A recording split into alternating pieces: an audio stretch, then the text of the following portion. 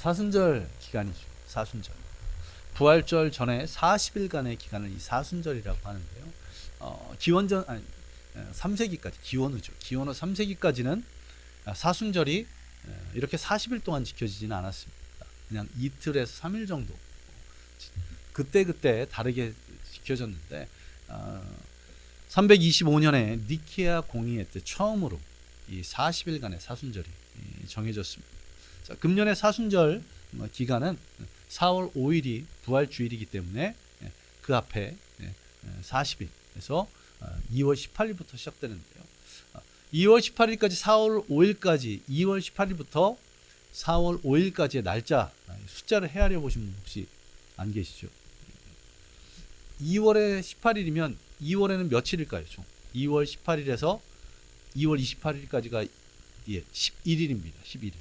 11일이 아니라 18일이 28일이 있으니까 11일. 또 3월 한 달은 며칠일까요? 3월은 31일까지 있습니다. 벌써 며칠인가요? 42일이 되고요. 4월 4일까지니까 4월 4일까지니까 4일. 그러면 총 며칠이 되는 건가요? 46일. 예. 11일, 31일, 4일이니까 46일. 근데 왜 사순절로 부를까요? 예, 주일을 빼서. 주일은 어떤 날입니까? 주일의 의미가 뭘까요? 주일은 주의 날, 예수님께서 부활하신 날. 그런데 사순절 기간은 어떤 의미를 담고 있습니까? 예수님의 고난에 동참하면서 회개하는, 참회하는 그런 기간이죠. 그런데 주님께서 부활하신 그 기쁨의 날에 참회하는 것, 회개하는 것은 합당치 않다고 해서 주일을 제외한 40일. 그래서 6주 전 수요일부터 시작하게 됩니다. 자, 2월 18일부터 시작된 이 사순절이 이제 얼마 남았습니까? 단 2주밖에 남지 않았습니다. 2주. 다음 주 주일은 종려주일입니다. 그리고 그 다음 주일이 부활주일인데요. 자, 종려주일은 무엇입니까? 예수님께서 예루살렘을 입성하시는 그때 백성들이 자신의 겉옷을 펴고 종려나뭇가지를 땅바닥에 두들기면서 예수님을 환호했던, 맞이했던 그것을 기념하는 그런 주일입니다. 자, 종려주일 한 주일 전인 오늘 이 시간은 예수님께서 예루살렘에 들어가시기 직전의 행적에 대해서 함께 은혜를 나눠보고자 합니다. 먼저 1절을 한번 보시기 바랍니다.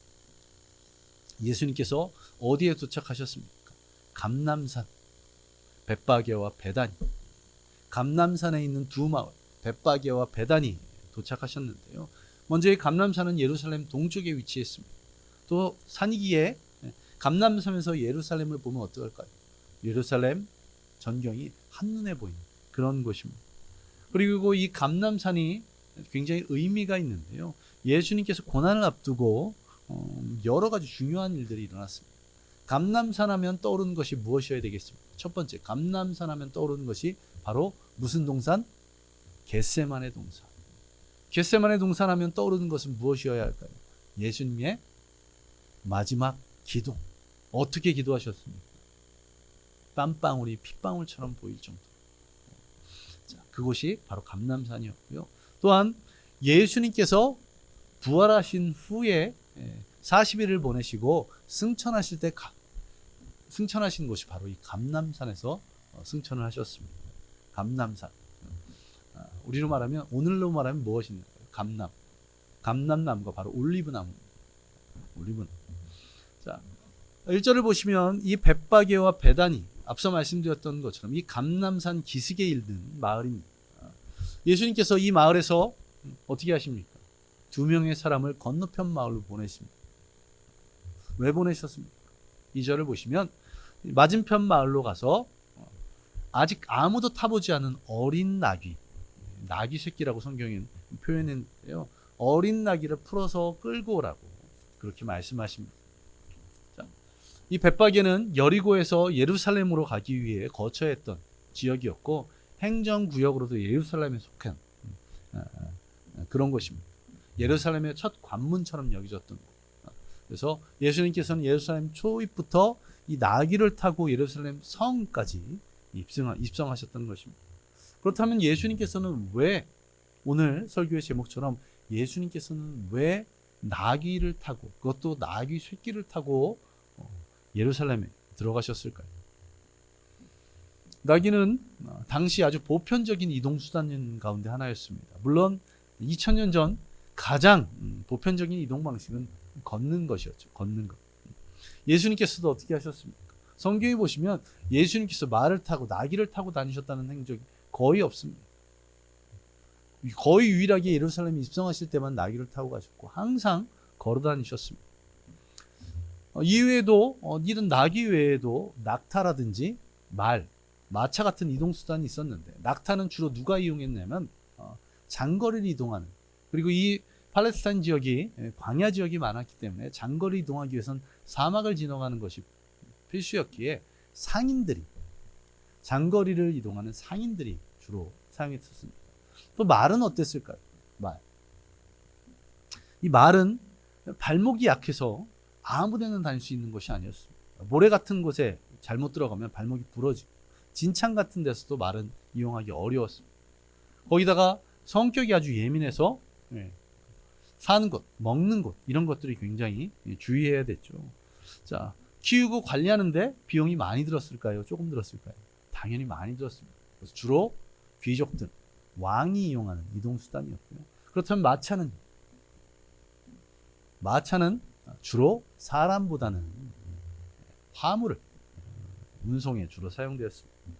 그래서 당시 평민들이 가장 보편적으로 사용했던 이동수단이 나귀인데, 이 나귀는 아무거나 잘 먹어서 키우기도 쉽고 성격도 아주 온순했습니다. 또 발목이 두껍고 튼튼해서 진창이나 모래사장이나 아무 데서도 아무 데서나 다닐 수 있는 그런 이동수단이었습니다. 자, 그런데 지금 예수님께서 입성하신 상황이 어떤 상황입니까? 우리가 다음 주에 살펴보겠지만 백성들이 예수님을 어떻게 맞이하고 있습니까? 거의 왕으로 맞이하고 있는 그런 상황입니다. 왕으로 맞이하고 있는 상황에 나귀가 어울릴까요? 나귀는 누가 주로 이용한다고요? 평민들. 더군다나 그냥 나귀도 아니고 나귀 새끼입니다.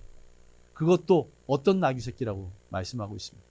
2절 다시 보시면 아무도 타보지 않아요. 자, 이 어린 나귀가 예수님이 타셨을 때 제대로 걸어갔을까요? 아니요. 이리 위층 저리 위층 그랬을 겁니다. 어린 나귀였고 또 아무도 타보지 않았기 때문에 길들여지지 않아서 어떻게 보면 굉장히 초라해 보일 수 있는 나귀의 크기나 예수님의 몸의 덩치나 별 차이 없는 그런 상황. 그럼에도 이 어린 나귀를 타신 것은 분명한 이유가 있기 때문입니다. 그것은 무엇일까? 첫째로 나귀는 순종을 의미하는 것입니다. 순종. 당시 말은 권력, 또 전쟁을 상징하는 그런 것이라면 이 나귀는 아주 온순하여서 평화와 겸손을 의미했었습니다. 예수님은 어떻습니까? 로마를 무력으로 정복하는 왕이 아니라 인류를 구원하실 평화의 왕으로 이 땅에 입성하신 것입니다. 순종은 두 번째고 첫 번째는 나귀는 평화. 자, 그런데 백성들이 무엇을 기대하고 있었을까요? 당시 백성들이 기대하고 있는 백성들이 예수님을 아주 환호했는데 어떤 이유에서 이 백성들이 이렇게 환호했었을까요? 예수님은 어떤 일들을 행하셨습니까? 말씀을 가르치셨고 병자를 치유하셨고 귀신 들린 자를 귀신을 쫓아내셨습니다. 자, 이것 때문일까요? 물론 이런 부분이 없는 것은 아닐 것입니다. 그런데 그들이 이토록 환호했던 가장 중요한 이유는 무엇이었을까요? 다음 주에 살펴볼 오늘 본문 이후에 10절을 한번 보시기 바랍니다. 10절을 보시면 백성들이 예수님을 무엇이라고 외치면서 환호하고 있습니까? 찬송하리로다. 오는 우리 조상 다윗의 나라여 가장 높은 곳에서 호산나 이렇게 외치고 있습니다. 다윗의 자손. 자, 다윗은 이스라엘 백성들에게 어떤 의미를 가지고 있을까요? 역사상 최고의 왕. 우리나라로 치면 역사상 최고의 왕은 누구겠습니까? 세종대왕. 또 무력으로 치면 누가 떠오를까요? 광개토 대왕. 이런 이스라엘 백성들에게 이런 이미지가 있습니다.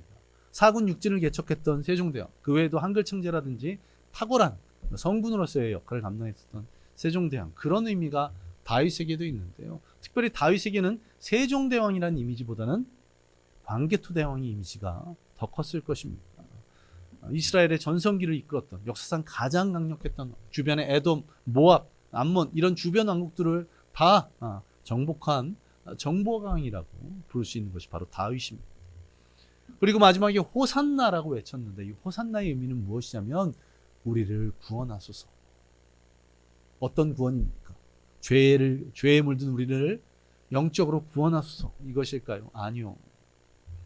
로마의 압제로부터 구원을 말하는 것입니다. 자, 백성들이 예수님을 이렇게 환호했던 이유는 무엇입니까?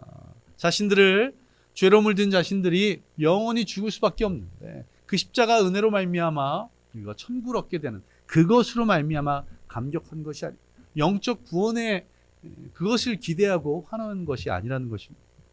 로마의 압제에서 구원할 다윗과 같은 강력한 정치적 또 군사적인 왕, 그런 왕을 기대했기 때문에 이렇게 환호했던 것입니다. 이런 모습은 어땠습니까? 제자들도 별반 다르지 않았습니다. 제자들이 어떻게 합니까? 자기들끼리 다툽니다. 무엇 때문에? 누가 예수님의 오른편에 왼편에 앉겠느냐. 예수님께서 이스라엘 나라의 유대의 왕이 되시면 누가 가장 최측근으로 있겠느냐, 이것 가지고 다퉜습니다. 심지어 사도행전 1장 6절을 보시면 이렇게 말씀하고 있습니다. 그들이 모였을 때 예수께 여쭈어 이르되 주께서 이스라엘 나라를 회복하심이 이때니까 하니. 지금 이때가 어떤 상황입니까? 사도행전 1장 6절의 상황, 어떤 상황입니까? 예수님께서 십자가에 달리시고 고난당하시고 죽으신 후에 3일 만에 부활하시고 40일 동안의 시간을 보내시고 승천하시기 직전 상황입니다. 직전 상황, 승천하시기 직전 상황에 제자들이 어떻게 말하고 있습니까? 주께서 이스라엘 나라를 회복하십니다. 이때까지도 제자들은 어떤 마음을 품은 겁니까? 정신을 못 차리고 있는 거죠. 이제는 뭔가 이루어질 것 같습니다. 어떤 상황이기에? 예수님께서 다시 부활한, 사람이 죽었다 살아난, 이런 죽었다가 다시 살아날 분이시면 로마의 압제하에서 자신들을 구원할 거 어렵지 않다고 여겼나 봅니다. 이때까지도 이런 엉뚱한 이야기를 하고 있습니다. 이러한 당시 상황 가운데 예수님께서 어린 나귀를 타고 예루살렘으로 입성하시는 것, 그것은 무엇입니까? 나귀는 어떤 의미라고요? 평화. 구원자로 이 땅에 오신 것. 그래서 당신의 정체성이 무엇인지, 제자들도 정신 차리지 못했고 백성들도 정치적이고 군사적인 왕을 원하며 환호했지만, 나는 이런 사람, 하나님께서 나를 이런 이유로 보내셨다고 눈으로 보여주시는 것입니다. 다음으로 나귀는 순종을 의미합니다. 나귀는 어떤 습성이 있냐면 자신이 주인이 누군지, 그리고 주인이 어디에 있는지, 그리고 주인이 자신에게 밥을 주는 곳이 어디인지, 나귀들이 또 말들이 먹는 것, 소들이 먹는 것을 뭐라고 합니까? 예수님이 태어나신 구유라고 하죠. 자신의 구유가 어딘지를 정확하게 알고 거기서만 밥을 먹는 그런 습성을 가지고 있었답니다. 그래서 유대인들에게 나귀는 순종을 상징하는 그런 문화가 있었습니다. 자, 예수님께서 이 나귀를 타고 예루살렘에 입성하신 이유가 무엇입니까? 예루살렘을 입성하신 이유가 무엇이죠? 무엇을 하시기 위해서? 십자가를 지시기 위해서. 예수님께서는 고통스러운, 또 고통을 넘어서 죽으셔야 하는 십자가를 지시기 위해서 예루살렘에 입성하시면서 순종의 상징이었던 나귀를 타고 입성하셨던 겁니다. 예수님께서 겟세마네 동산에서 어떻게 기도하셨습니까? 피와 땀이 되도록 무슨 기도를 하셨습니까? 처음에는 어떻게 기도하십니까? 할만하시거든. 인간의 몸으로 오셨기에 그 고통, 그 죽음에 대한 그 두려움으로 인해서 할만하시거든. 가능하다면 이 잔을 내게서 옮기시옵소서. 그렇게 기도하셨습니다. 그리고는 다시 기도하실 때 어떻게 기도하십니까? 그렇게 끝이 났다면 감람산에서의 기도가 성경에 기록되지 않았겠죠. 그러나 나의 원대로 마옵시고 아버지의 원대로 되기를 원하나이다. 마지막 피와 땀이 되도록 내가 순종할 수 있도록 마지막까지 당신께 주어진 사명을 온전히 감당할 수 있도록 주의 말씀에 순종하겠습니다. 그렇게 기도하셨습니다. 이런 나귀, 이런 순종의 상징인 나귀를 타고 예루살렘에 입성하신 예수님. 그런데 성경을 보면 나귀는 어떤 동물일까요? 출애굽기에 보면 정한 짐승과 부정한 짐승을 이야기하는데, 정한 짐승을 얘기할 때 무엇이 필요합니까? 되새김질을 하면서 발 굽이 굽어 있는 거. 유월절을 지난 후 하나님께서 모세를 통해서 이스라엘 백성들에게 말씀하십니다. 처음 태어난 것들, 첫 새끼는 나의 것이니 나에게 돌려라. 그런데 문제는 무엇이냐면 나귀에 대해서는 출애굽기 13장 13절에서 이렇게 말씀합니다. 나귀의 첫 새끼는 다 어린 양으로 대속할 것이요, 그렇게 하지 아니하면 그 목을 꺾을 것입니다. 나귀에게만 이렇게 행하는 것이 바로 무엇 때문입니까? 부정한 짐승이었기 때문에, 굽이 갈라지지 않아서 되새김질하지 않아서 부정한 짐승이었기 때문에 어떻게 해요?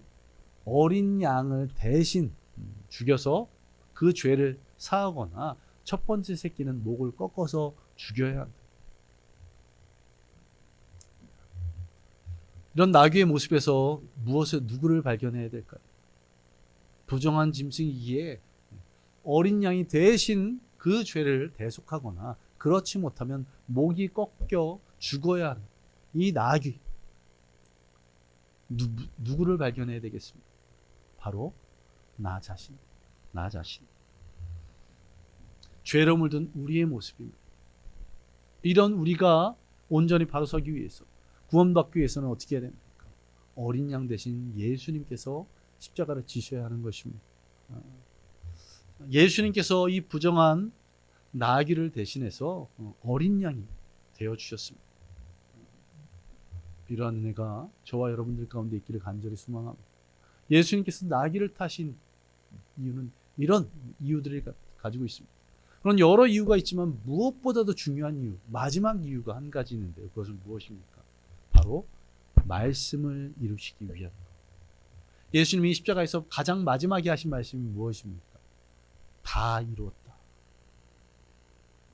자, 어린 나귀를 타고 예루살렘으로 입성하시는 예수님의 모습, 그 모습을 이미 하나님께서 500여 년 전에 선지자 스가랴를 통해서 말씀하셨습니다. 우리 스가랴 9장 9절을 자막을 보면서 우리 한 목소리로 함께 읽겠습니다. 시작. 시온에 따라 크게 기뻐할지어다.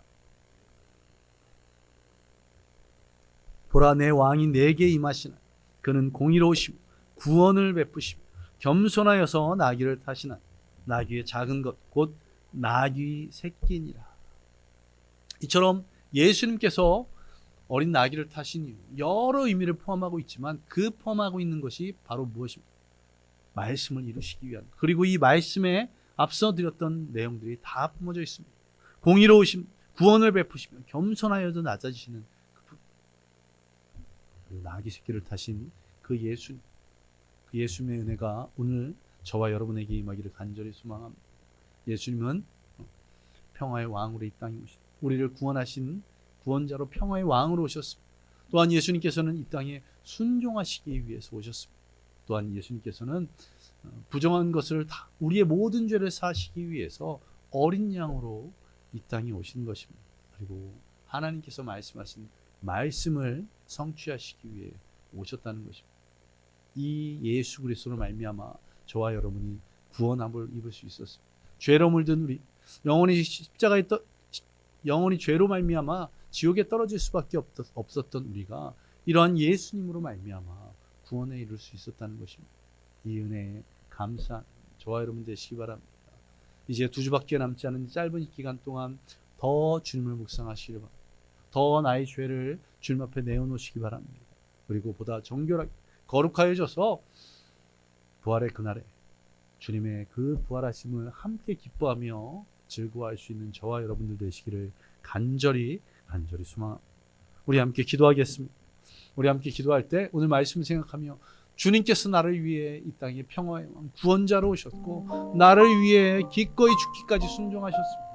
나의 죄를 대신 지시기 위해서 기꺼이 어린 양 되셨고 그리고 이 모든 것을 이루시기 위해서 주의 말씀을 이루시기 위해서 이 땅에 오신 그 은혜와 그 사랑에 감사하며 나도 이제 그 은혜와 그 사랑에 감사할 줄 아는 믿음의 성도들 될 수 있도록 또한 그 은혜와 사랑을 세상에 전하는 믿음의 성도들 되도록 주님 나를 인도해 달라고 우리 함께 기도하겠습니다. 기도합니다. 아버지 하나님 감사드립니다. 오늘도 주님께서 지셨던 그 십자가의 길, 그 길을 나도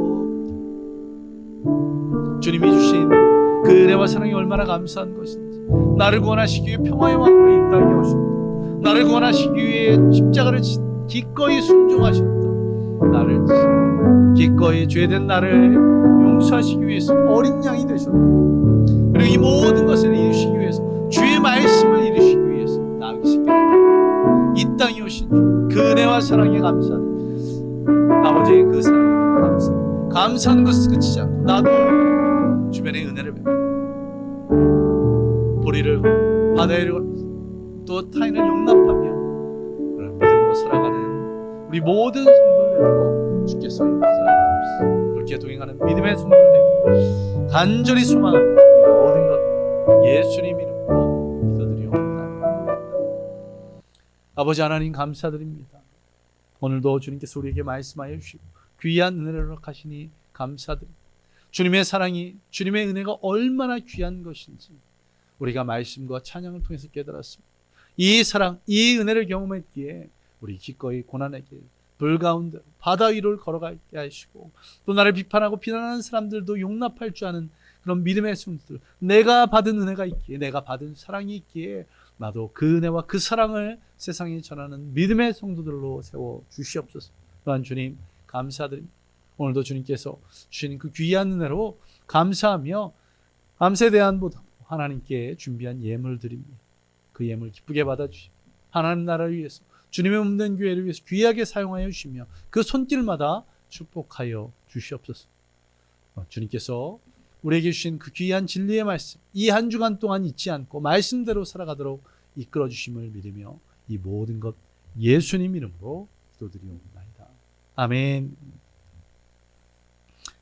이제는 우리 주 예수 그리스도의 은혜와 무한하신 하나님의 사랑하심 성령님의 함께하심과 충만하심 오늘 주의 말씀대로 살아가기로 작정한 모든 성도들 머리 위에 임하기를 예수 그리스도의 이름으로 간절히 축원하옵나이다.